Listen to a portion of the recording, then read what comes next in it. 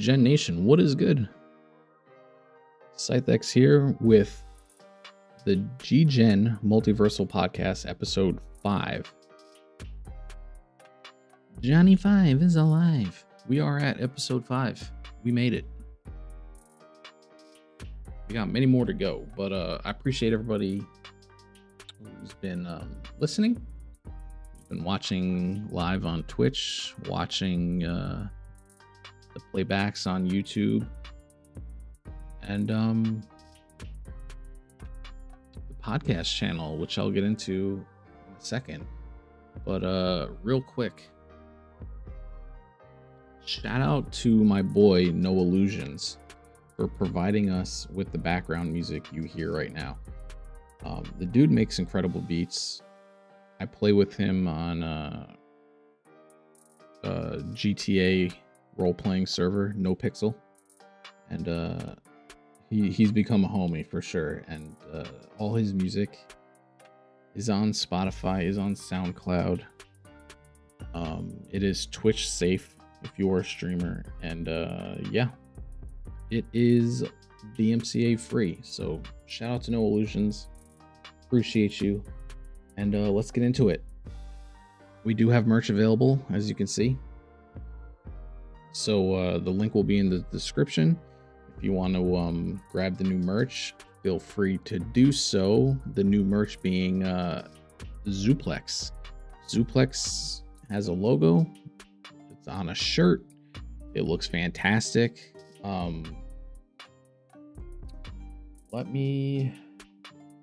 I forgot to get a picture of it, so that's my bad. But trust me when I say it's dope looking. It is there. So for anybody listening, links in the description. If you're watching, I apologize, no picture. But with that being said, if you are listening,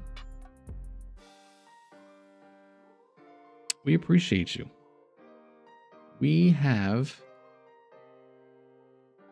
our show on all the podcast channels, as I say every week at this point. Spotify, Amazon Music, Apple Podcasts, Player FM, iHeartRadio, Odyssey, Google, Ghana, Boomplay, Deezer. Search for GGEN, will pop up. We're very easy to find. Real quick, if you are listening to us on these podcast platforms, we truly appreciate it. We see you out there. You are not going unnoticed, I should say, but this is the best way to listen to us if you're a commuter. Just, hit play, sync it to your car if you have that capability, and enjoy your commute. So we appreciate you. If you are watching on Twitch, hit that follow button. If you are watching on YouTube, like this video, hit that subscribe button. And with that being said, let's get into episode 5. We have a lot to go over, and I mean a lot. And I'm gonna try to do it as quick as possible, so we don't go too far over, the hour mark I try to strive for every episode. But just to briefly talk about the slap heard around the world, it's a dead meme at this point. Somehow it's kind of just dragging along in the mud. But the only thing I'm going to say is that the Academy has banned Will Smith from the Oscars for 10 years. And not just the Oscars, whatever the Academy has, planned as far as events and stuff throughout the year. Will Smith is banned. Interesting enough, it does not say Jada Pinkett is banned. And I guarantee you she will be at all those events. And just like Will Smith is cucking at home, he will be watching Jada from the sidelines as she's at the award shows. So Will Smith, you got a lot to rebuild with that image. And real quick, Morbius, I haven't seen it yet. I'm hearing good things from the people who have seen it. Some people, you know, they're not liking it. The critics hate it. And with that being said, it's crossed over the $100 million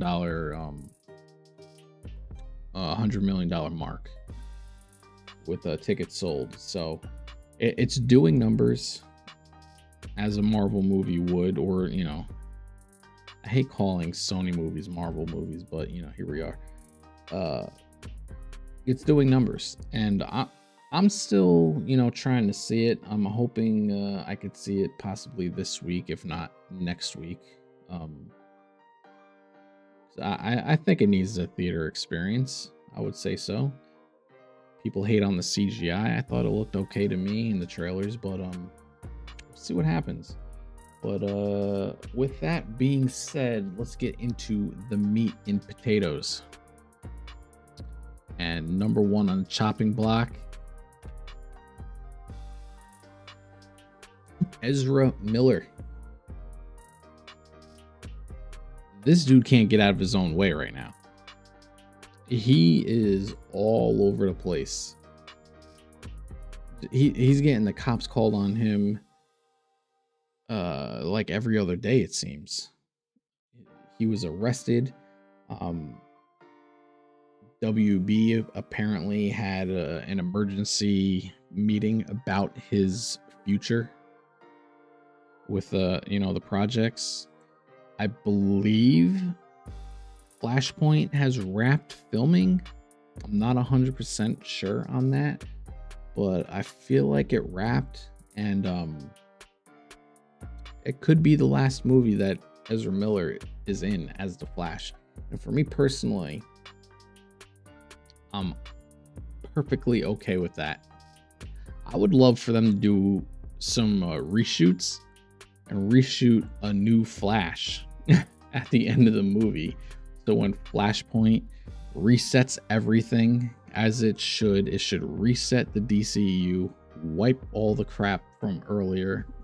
As much as I love the Snyderverse, and I would love to see that story continue, if it's truly not going to continue, clean slate the DCU, get rid of Ezra Miller, and with Flashpoint happening, maybe you can you know, sneak in the new Flash at some in the end of the movie, or even if it's like a cutscene.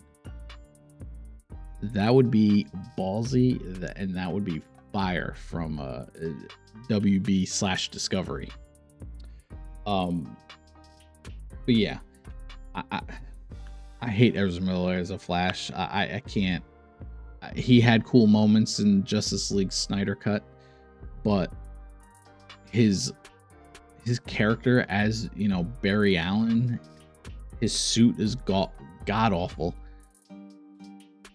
I just don't like how he portrays this character, and I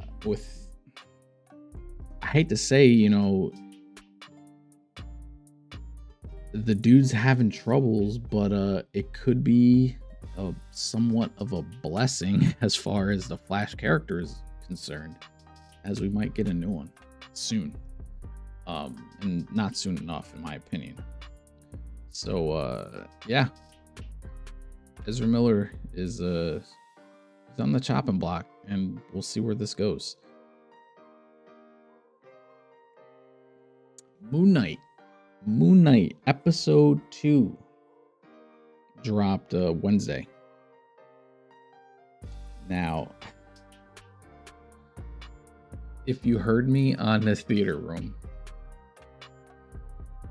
I said I hated the Venom voice. Specifically, I said I hated, you know, Mark Spector's Venom voice. Turns out the Venom voice is not Mark Spector. It is Khonshu. And I stand by what I said in the theater room. I still hate Khonshu's voice. There's something about it. It's very demeaning. Not. He talks down to his body vessel, I guess you would call it. Steven's an idiot in Khonshu's eyes, and he's desperately wanting Mark to keep control of the body. I don't know who's voicing Khonshu. I'm just not a fan at all, and it detaches me from some of the cool things that are happening in the scene. It pulls me away. It's too venomy. Not a fan. With that being said, episode 2 is pretty solid. We got to see a lot more of Mark taking over. I'm not going to get into too crazy spoilers because we will be doing this on Tuesday. But for Halo episode 3 and Moon Knight, spoiler alert, just in case you have your warning now. We did get Mark, again, finally taking over. Steven, I still was hoping we would have a whole Mark episode. We didn't get that. It was basically an all Steven episode again until, you know, the end when he finally gave him control. I love Oscar Isaac, don't get me wrong. He's doing a great job battling the two personalities. I don't think we're gonna get more than 2 personalities in the show.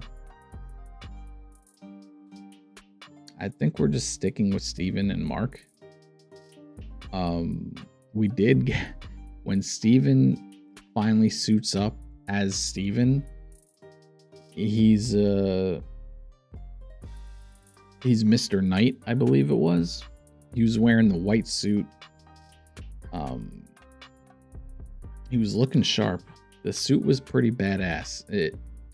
Mark Spector is the classic Moon Knight outfit costume. Steven was straight up in a white tuxedo, like 3-piece, 4-piece suit, looking sharp, had, you know, the mask on with the glowing eyes. It looked cool. You realized the strength that he had when the suit was on. He was punching hard. He was ripping bumpers off cars. It was cool to see.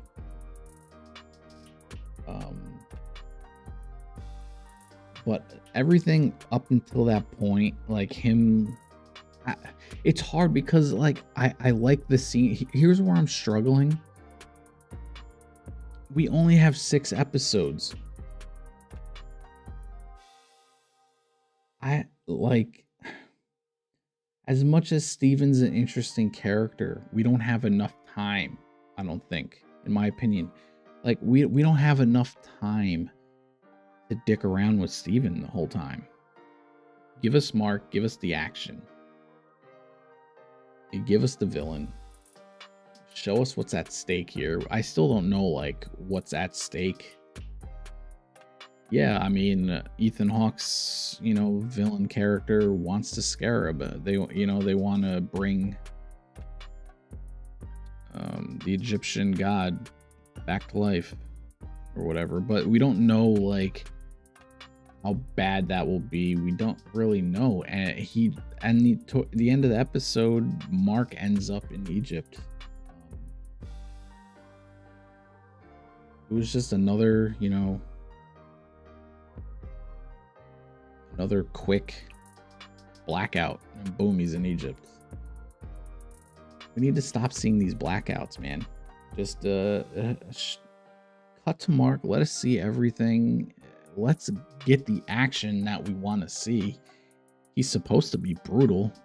He's supposed to, you know, I guess kind of be like Batman as far as, you know, brutality and vengeance and stuff like that. Like, beating the shit out of people, killing, murdering people, as we saw in the first episode. He was just straight up murdering.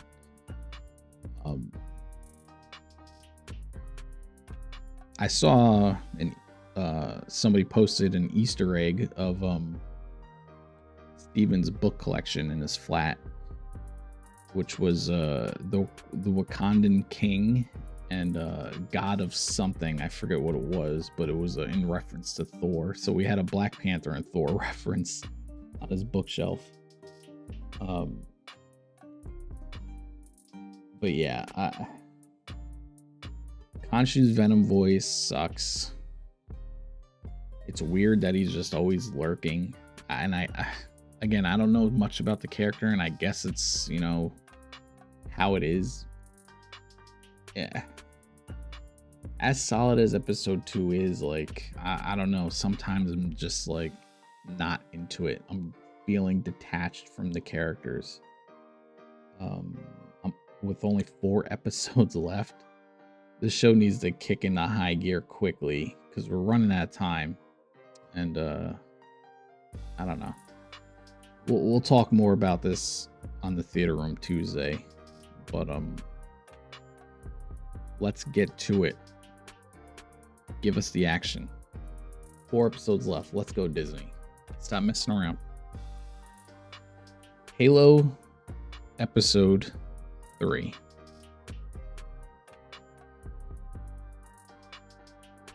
Oh boy. Overall, it was an interesting episode.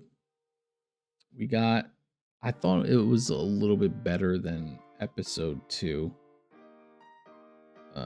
We got to see Cortana wake up, get uploaded to Master Chief's I guess brain.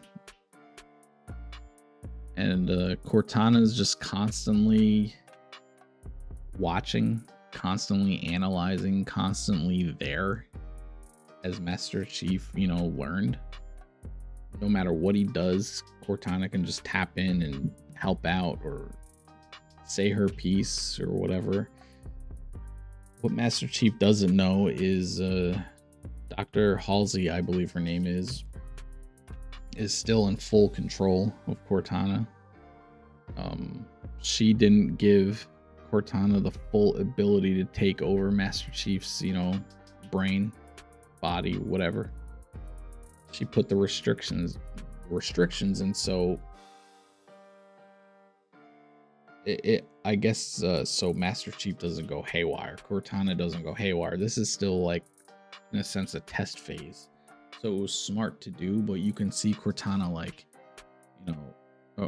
release me, let me do what I'm supposed to be doing, and she's confused that she can't do what she's supposed to be doing.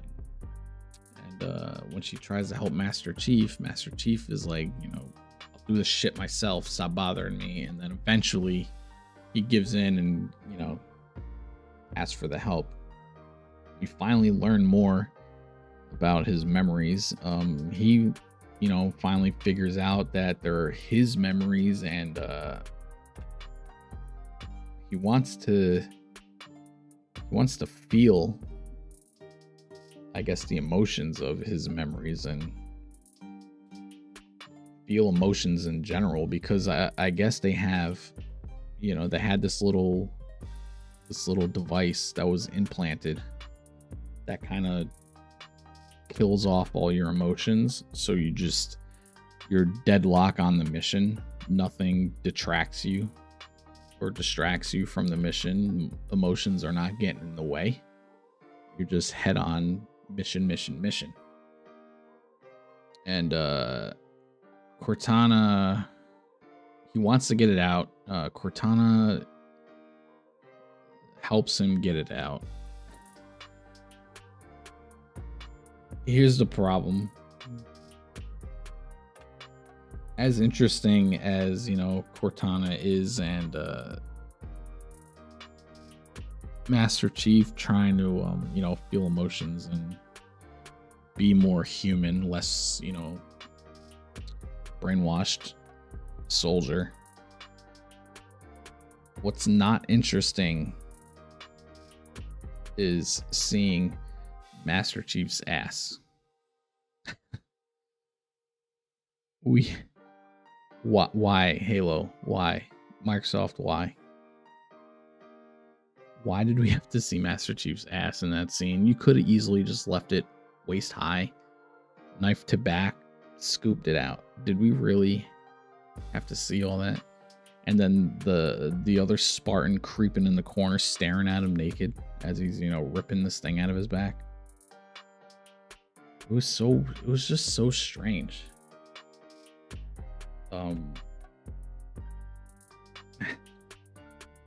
It was so unneeded. Porn stats. Porn stashes ass. Why? I hope that was the last time that happens, because that was stupid. It was not needed. Master Chief is going on a mission, apparently, to find what he believes is a second artifact that his father buried.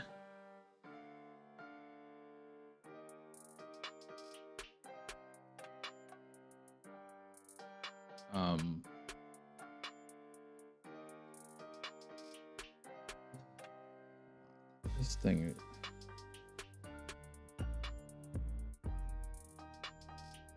Computer's freaking out, guys. 1 second.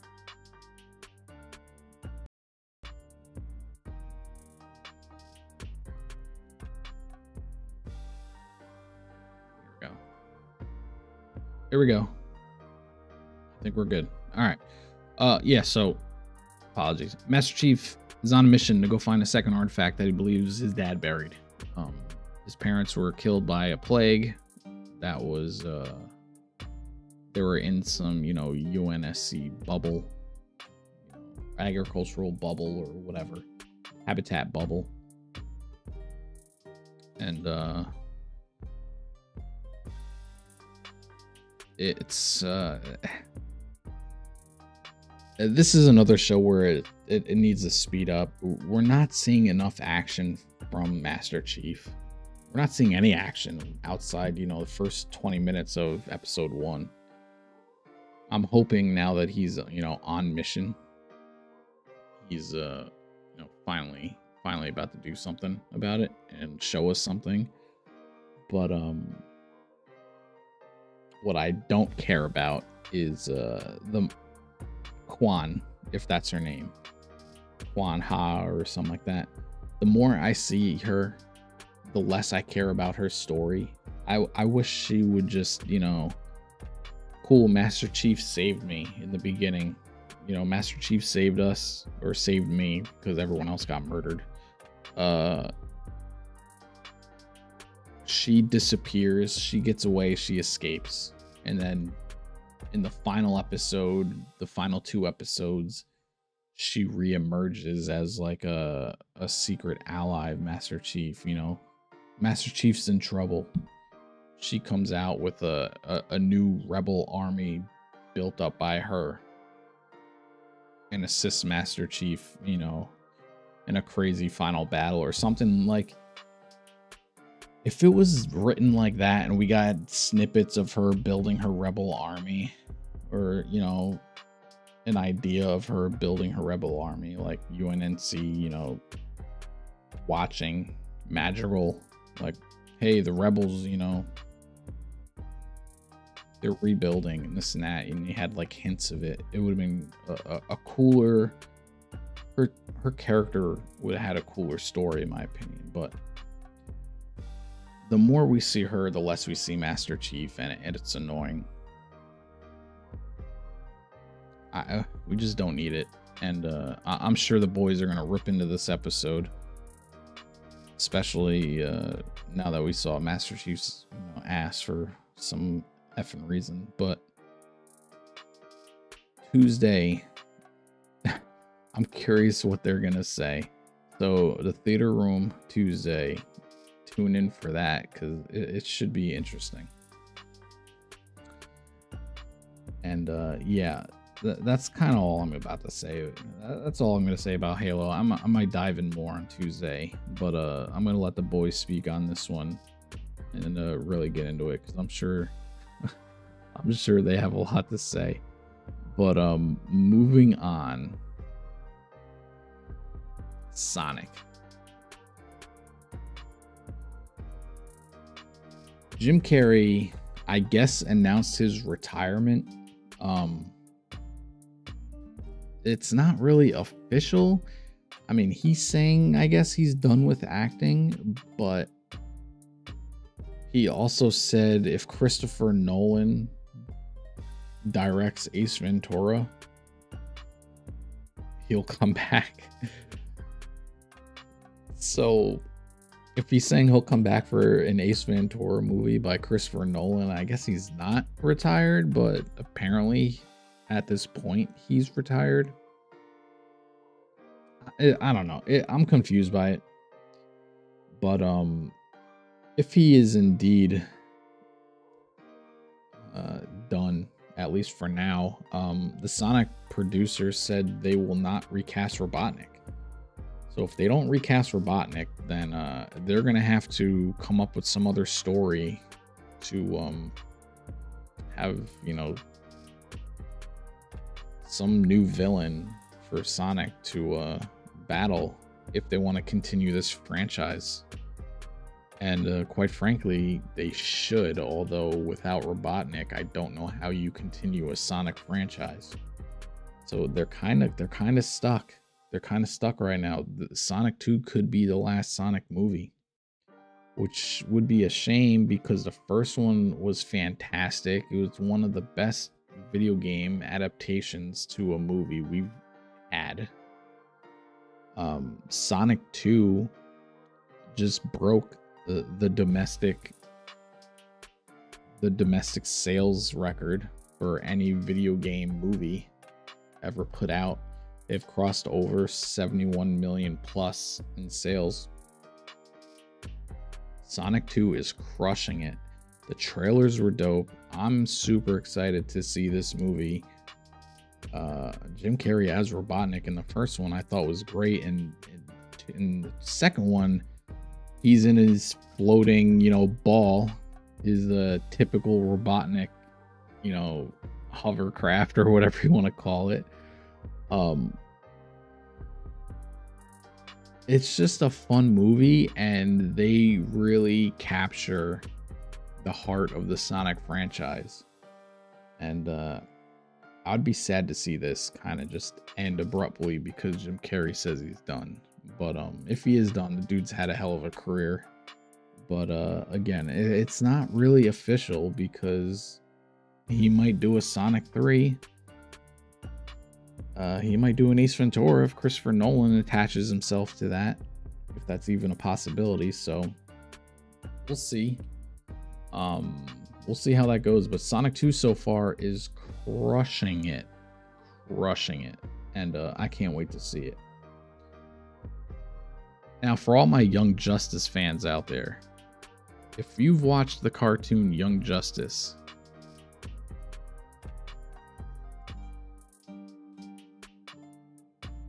you probably share the same feeling that I have, that Young Justice is probably the best DC cartoon ever created.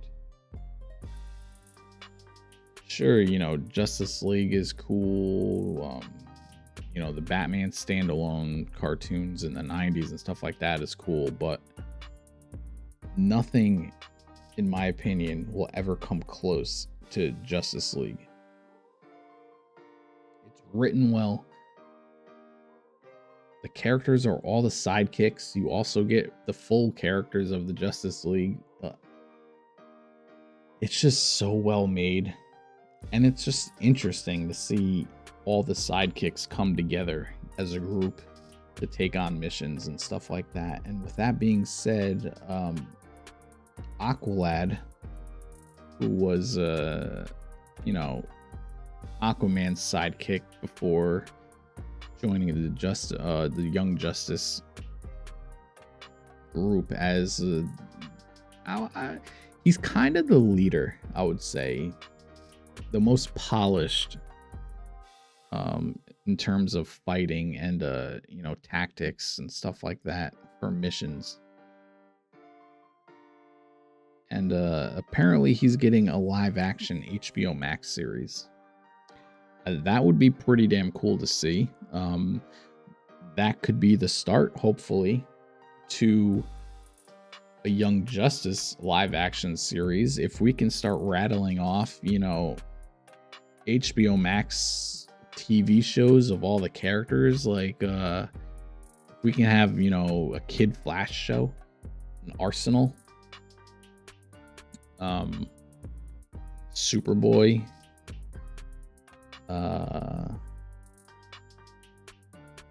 Martian Manhunter, who's the girl?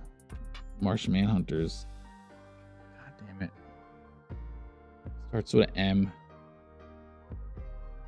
I don't remember. But if we can kind of like build the Young Justice up with having multiple HBO Max, you know, seasons, you know, season 1 Aqualad, a season 1 of, you know, Arsenal and stuff like that, it would be super cool to have them all come together as Young Justice in a live action setting. That'd be so badass. But we don't have any, you know, dates or anything like that. They just kind of announced it a few days ago, but Aqualad is coming to HBO Max soon, and that could be really cool. It could be really cool because he's a pretty badass character in Young Justice. And to kind of wrap up entertainment, Mayans pumped out a true trailer of season 4, and it's just packed with crazy shit that's going on. You had Zeke, you know, punching the president in the face at the end of the trailer. You had Mayans fighting Mayans, Mayans fighting Suns. Probably cartel issues. This season is going to be bonkers. If you are a fan of Sons of, I've said this before, if you're a fan of Sons of Anarchy, even a little bit, you're gonna love the Mayans. The show is incredible. It's written very well. The action is always there. The slow episodes are still interesting. I'm curious to see how this plays out with Sam Crow. Why he's beefing with Bishop, who's the president of you know, Mayans, Santo Padre. There's obviously going to be beef with Galindo, the Galindo cartel, because the Reyes brothers got revenge for their mother. And what's going to make it interesting is when Galindo finds out they're all brothers. And some shit's going to happen. So, if you're not caught up on Mayans, highly recommend you blast through that shit ASAP and jump on board, because season 4 is gonna be bonkers. But with that being said, we're gonna hop over to some gaming, and first up is The Last of Us. The Last of Us Part 2 was released without a multiplayer mode, and Naughty Dog said that, you know, a multiplayer mode is coming, but it's coming in the form of a standalone download, possibly free to play standalone download. And according to a leaker, the first iteration of the multiplayer mode was going to originally be a battle royale. Apparently this idea has been, you know, scrapped, rebooted, whatever you want to call it, and it's now going to be a mix of Escape from Tarkov and The Division. I'm curious what they mean by that, because I never played Escape from Tarkov. I played the shit out of The Division. It's one of my favorite, you know, looter shooters. And I'm curious what they mean it's going to be a mix, because, you know, Escape from Tarkov, my understanding is you're just trying to survive, and you're looting. You know, you're building your character. You're looting. You're trying to get better guns and better stuff like that, and that's kind of what you're doing in the Division as well. But the Division had more of a story backbone to lead, you know, to make sense of why you're fighting. So I'm curious what The Last of Us is going to do with this, but I'm excited to see some gameplay as we get closer to the reveal. They've been working on this multiplayer mode for a long time now. It was called Factions in The Last of Us 1. I don't think it's going to be called Factions 2. I just think it's going to be its own, you know, unique thing. Maybe they'll have a Factions mode, but if it's going to be Escape from Tarkov and the Division somehow, it's going to be interesting for sure. But yeah, that's coming soon. Hopefully we get, you know, a trailer and Naughty Dog talking about it and stuff like that. But we'll see what happens. Real quick on the entertainment side, they're still filming the HBO show. I saw, you know, a scene of them, you know, trying to breach a store, a rundown store or whatever. So they're still in full production trying to film this show. So a lot of Last of Us news, I should say. Yo, Mr. Buttersworth, sorry I'm late. Texas internet sucks. No worries. Welcome. Thanks for coming through. But yeah, so with that, we're gonna switch to the Switch, and Nintendo announced that Mario Golf will be the next N64 game available in their N64 expansion. I don't know why the slow leak, the slow trickle of N64 games. They have such a large library of games that they need to really, you know, make their N64 expansion worth it. Give me, you know, Ocarina of Time, and actually I think Ocarina of Time might be there, but I don't think like Donkey Kong Country is. I don't think GoldenEye's not there. Give me WWE No Mercy, WrestleMania 2000. Like, give me those games. Like, you have a full library that you can add to the Switch, so give us all of it. Don't charge people extra, and, you know, don't offer a good selection of games. But yeah, Mario Golf is next. Mr. Buttersworth says, I can't wait for the TV series. Talking of The Last of Us, agreed. Nintendo is slowly trying to lure people in. Nintendo is just constantly living in the past. They need to learn how to move forward. They need to they need to create new characters, create new IPs. Stop living in this cartoon fantasy weird world that they're trapped in. Get with the times. The graphical power out there right now is insane. There's no reason to limit yourself to a 720p gaming experience when there's 8K out there. When you can render and load full-blown cities in a matter of seconds. And we're, you know, struggling on 720p cartoon weirdness on the Switch. It just blows my mind how far behind they are. You know, once the leader in innovation, the leader in gaming, they're barely barely third place, honestly. They might even be fourth place if you want to include, you know, PC. You have PC, Xbox, PlayStation, and then you have Nintendo. They're truly, you know, lagging behind, and they need to get with the times.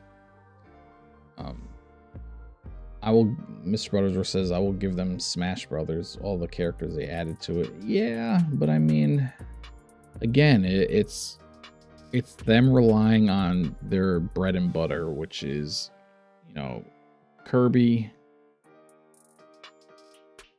Mario, Zelda, Smash Bros. Every game that comes out is some iteration of Kirby, Mario, Zelda, or Smash Bros. Whether it's a new Smash Bros. Character, it's a new Mario game, like you know, Luigi's Mansion, Mario Party, Mario Kart, Mario Golf. You have all these, you know, Zelda remakes and remasters. Just make a new character. If Zelda looked like Horizon, it would be the most badass game ever made. If they made a new character in the Unreal Engine 5, which I'll talk about a little bit later, in a full-blown city, you know, that looks like it's a real picture. Just get with the program, Nintendo. Anyways, I didn't expect to spend so much time on Mario Golf, but here we are. What is interesting, which again, talk about living in the past, Max Payne is remaking 1 and 2. This is coming from Rockstar and the other developer. I'm drawing a blank. Somebody help me. Rockstar and somebody else. Remedy. I believe it was Remedy. But yeah, so Max Payne 1 and 2 is coming. They just announced it. Here's what I'll say. Again, we're just getting a bunch of remakes at this point. What Nintendo needs to do is reboot GoldenEye with recent Bond characters. I mean, they can just reboot GoldenEye as is with their, you know, Pierce Brosnan Bond. I'm perfectly fine with that. And then if they want to make a new Bond game with, you know, whoever the new Bond is going to be and what that story is, go for it. But again, I'd rather that new Bond game be on PlayStation, Xbox, and PC because the Switch is just not up to par in graphical power and what is expected in gaming. But Max Payne 1 and 2 is coming. Rockstar is literally doing everything but showing us GTA 6 at this point. I don't. They're, you know, doing GTA Online, remaking GTA 5 for the 7th time. You know, helping with the Max Payne 1 and 2. They're doing all this BS, but they're not showing us GTA 6. The only thing we're getting from GTA 6 is coming from leakers. And speaking of, there's a leak suggesting that over the summer, GTA Online may be getting a map expansion. And that map expansion is going to be adding Liberty City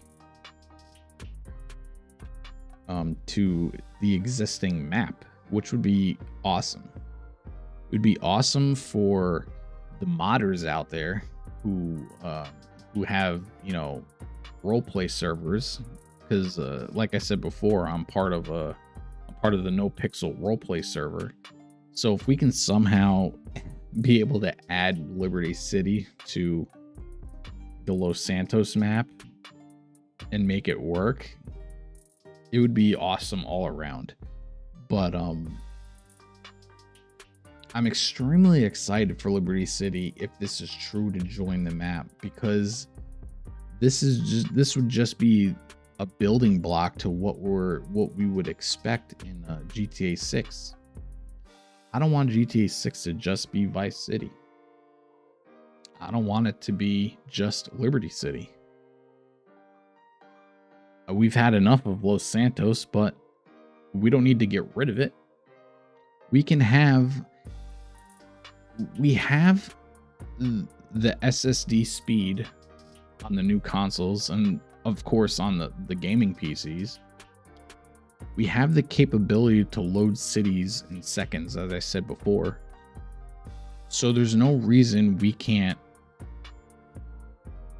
buy a plane, steal a plane, whatever, fly from one city legitly, fly from one city to another city and have it load as we're landing. There's no reason we can't do that nowadays.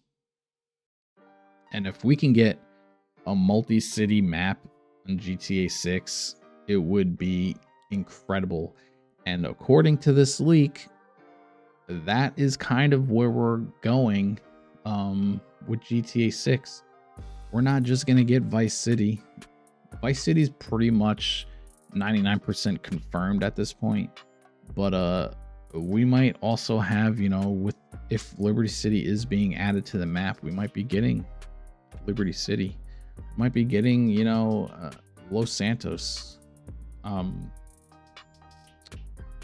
of the map. We might be getting Los Venturas. Just give me every possible city. What was another one? Carson City. Like, there's so many that we can move around and drive to and fly to. We don't have to be just on an island. Just get a plane, fly to Vice, fly to Liberty, blow this world up that is Grand Theft Auto and give us access to all of it. If they truly want to be different, if they truly want to, you know, be, in their own words, be worlds better than their previous iterations, break the mold and give us every city that's in your umbrella at this point. And if you want to, you know, throw in an expansion down the road later, that expansion could be a new city with new story and have it grow the online map. And it would just be so much fun to be able to bounce around and not be locked down to one city. Buttersworth says hopefully they will have the same soundtrack from Liberty City. We'll see. I mean, apparently, from what I was told, they requested 900 tracks to be added to Grand Theft Auto 6. 900 tracks. So the radio stations are going to be plenty. The song selections, the songs in general are going to be a lot. 900 of them.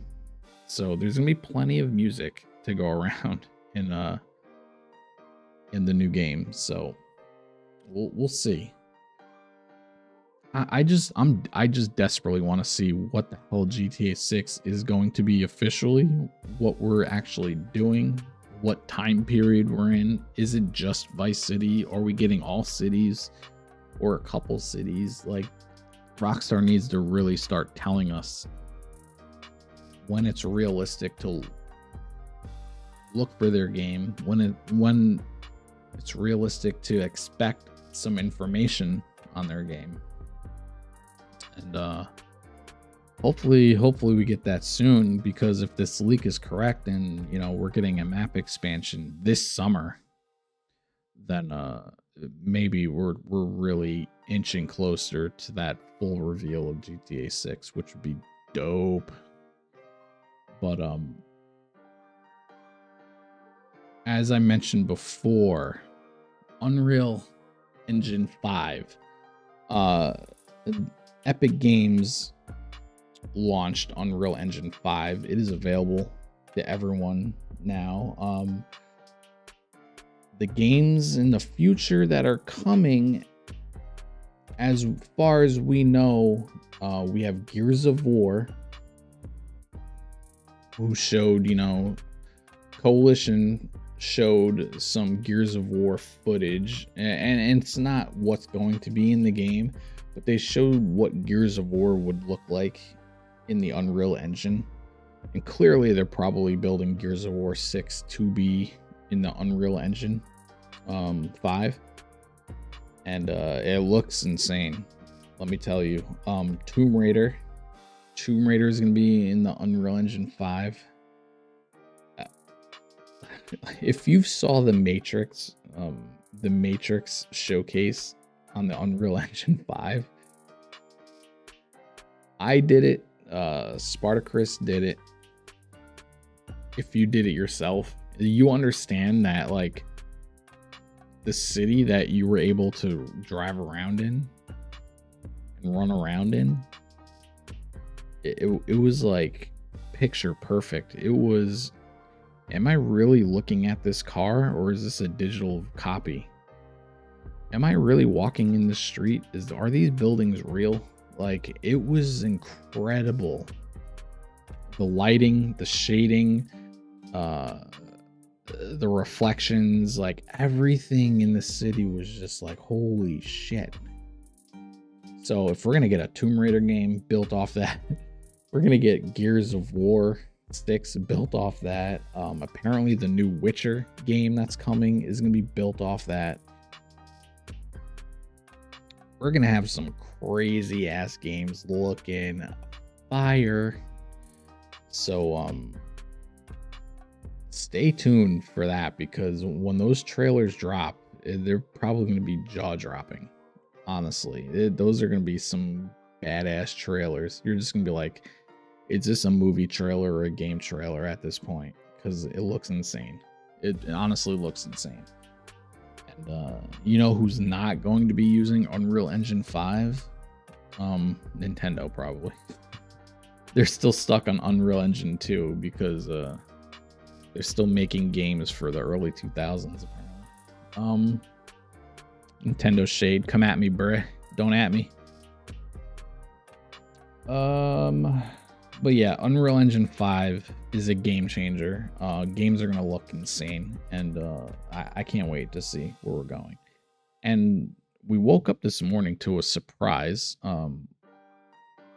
Kingdom Hearts 4 was announced, and they dropped a trailer right away. I'm not going to show the trailer here, but it was an interesting trailer. I was kind of confused on what's happening. I don't play I'll just say this off the bat. I don't play Kingdom Hearts games. Like, I haven't played a single Kingdom Hearts game, so I don't know the stories behind them. But what little about it that I know, and I could be wrong, is, you know, these are all Disney characters. You're welcome for the trailer. No, I saw the trailer before you posted it. But yeah, it was a surprise to wake up to, for sure. But well, from what I know, these are Disney characters in some sort of, you know, fantasy Disney world. Not Disney World the park, but a Disney World like universe. And this trailer was everything but that. The main character, I guess, was in like the real world, it seemed. And it looked like Donald Duck and Goofy. I think it was Goofy.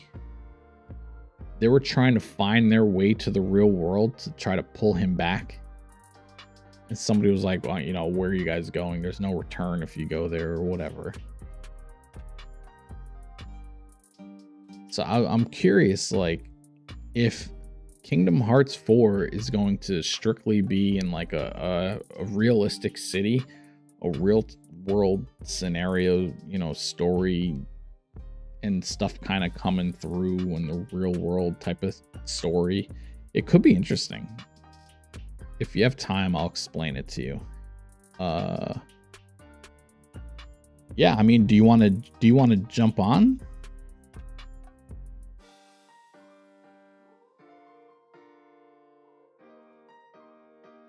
If you have Discord on your phone, feel free to pop in and educate us, because this is a game I've never played, so I'm curious.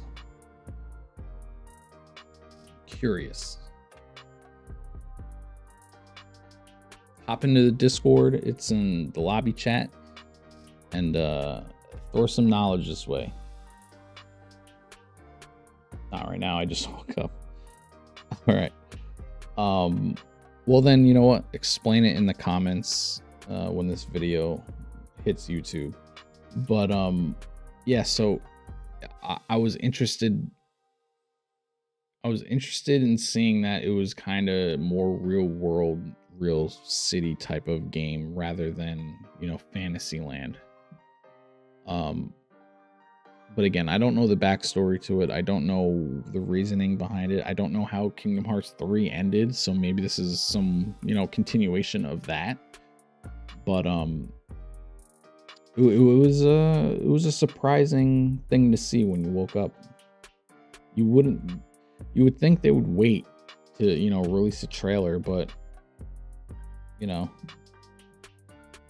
I guess it hit the Japanese market, you know, way sooner. You know, in the proper time, I should say, because I think I woke up 7 something this morning, and the trailer was already out. So yeah, it was definitely a surprise, but that's Kingdom Hearts 4. We didn't get a date, I don't believe, so I don't know when this is coming exactly, but it's coming soon because they had a full-blown trailer to show us. But yeah, so like I said, this was an action-packed episode. We somehow squeezed it all into an hour and what? Yeah, an hour and 7 minutes. Not too bad. Kingdom Hearts is one of those games that come out every 3 to 5 years. Yeah, I feel like though Kingdom Hearts 3 was longer between 2 and 3. I feel like everyone was waiting for 3, and it finally came out. And then Kingdom Hearts 4 is like, boom, right around the corner. It's out in way less time. But yeah, so that's gonna do it. This was episode 5.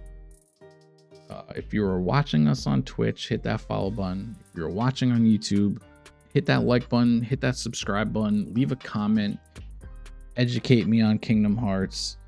Tell me what you think about, you know, Halo episode 2, Moon Knight episode 2, Jim Carrey announcing his retirement. Did you see Sonic? Did you like it? Aqualad getting an HBO Max show. Ezra Miller being a dumb fuck. Let me know what you thought. And again, we will be on all podcast channels later this evening, maybe in a few hours. So stay tuned for that. If you missed us live, whether you're watching live, watching on YouTube, or listening on the podcast channel, we thank you. And that's from all GGEN staff. We thank you. Hit up our merch if you want to do so. And again, shout out to No Illusions for the fire background beat. And that is episode 5. Mr. Buttersworth, appreciate you stopping by. Gen Nation, we out.